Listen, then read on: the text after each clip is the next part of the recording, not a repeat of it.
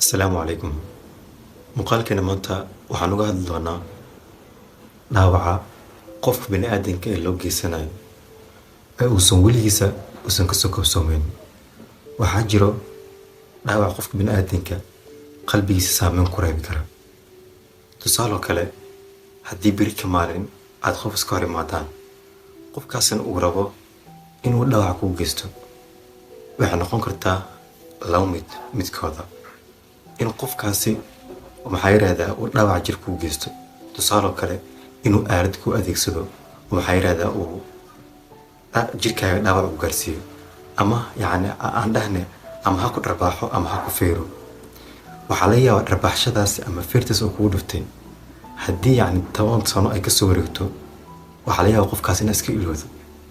Balse isla qofkaasi haddii uu kuu geysto dhaawac qalbigaaga saameyn ku reebi kara, tusaale kale inuu ku ihaanaysto oo ku caayo oo ku aflagaadeeyo ama uu ku bahdilo ama qiimahaaga uu hoos u dhigo, ama wax aadan ahayn uu kaa sheego oo maanta uu ku aflagaadeeyo adigana aad ka aamusto.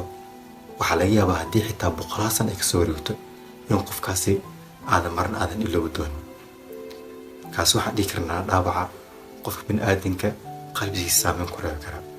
Walaalayaal, qulubteena aan ilaalino, waa qulub dadka aan ilaashano. Asalaamu calaykum.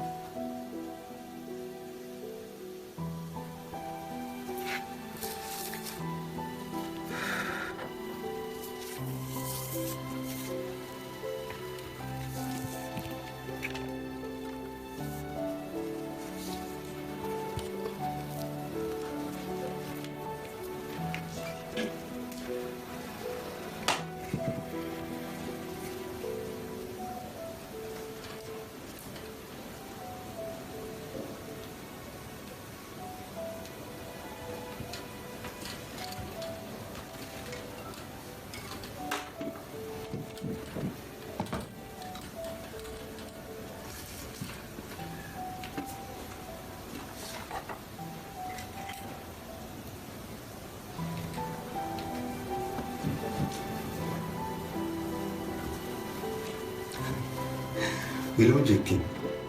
Muuqaalka mar hore u dhamaaday. Mac salaam. Bye bye.